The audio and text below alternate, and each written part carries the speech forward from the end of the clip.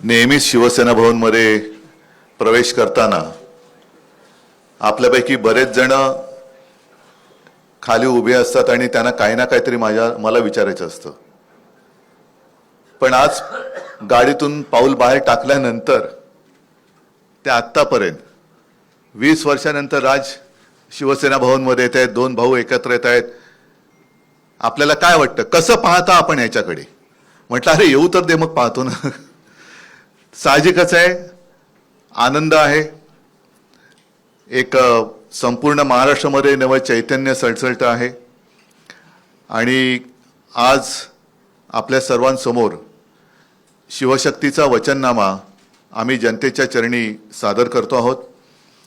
या शिवशक्तीमध्ये शिवसेना आहे, महाराष्ट्र नवनिर्माण सेना आहे, शरद पवार साहेबांचा पक्ष जो त्यांचाच ओरिजिनल आहे, राष्ट्रवादी आहे, त्यांच्याकडनं विद्याताई आलेले आहेत आणि त्यांचे सुद्धा प्रतिनिधी. म्हणजे असं नका विचारू की राष्ट्रवादीकडनं कोण आलेले आहे की नाही, आलेले आहेत. आणि हा वचननामा आपल्या माध्यमातून जनतेच्या चरणी सादर केलेला आहे. बोलण्यासारखं बरंच काही आहे. आपल्या प्रश्नातनं जसं राज म्हणाले तसं आम्ही उत्तर देऊच. पण एकूणच जी काही आता झुंडशाही, याला लोकशाही म्हणता येणार नाही. आपल्या देशातली लोकशाही संपून झुंडशाही सुरू झाले असंच आता वातावरण आहे. म्हणजे आम्ही त्यांची मतचोरी पकडली. मतचोरी पकडल्यानंतर हा तो लाईट जरा बंद कर.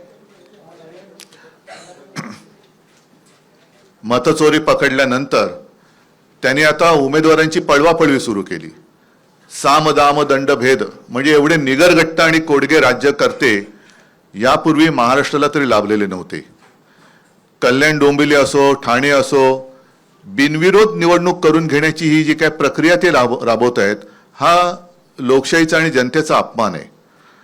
काल परवापासून राहुल नार्वेकर, मी मुद्दामून नावानिशी बोलतो कारण विधानसभा अध्यक्ष हे विधानसभेत असतात, त्यांचा अधिकार हा सभागृहात असतो. सभागृहाच्या बाहेर ते राहुल नार्वेकर आहेत आणि तिथले आमदार आहेत.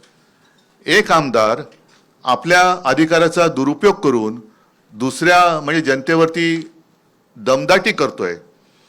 त्यांचं संरक्षण काढून घेण्याचा आदेश स्वतः संरक्षणात राहून करतोय.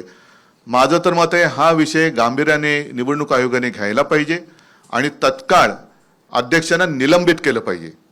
कारण अध्यक्ष हे कोणत्याही पक्षाचे नसतात, ते जनतेचं जे काही न्यायासन आहे विधिमंडळ त्याचे अध्यक्ष असतात आणि तिकडे निष्पक्षपातीपणाने कारभार करण्याची जबाबदारी त्यांची असते. अध्यक्ष हे कोणत्याही पक्षाच्या प्रचाराला जाऊ शकत नाहीत किंवा त्यांनी जाता कामा नये, असा एक अलिखित किंवा लिखित दंडक आहे. त्याला छेद देणारं उद्दाम वर्तन त्यांनी परवा केलेलं आहे आणि म्हणून त्यांना तत्काळ निलंबित केलं पाहिजे. त्यांच्यावरती गुन्हा दाखल झाला पाहिजे. कारण असेच जर का सगळे वागायला लागले, अगदी मंत्र्यांना सुद्धा त्यांचा लवाजमा घेऊन निवडणूक प्रचारात फिरता येत नाही.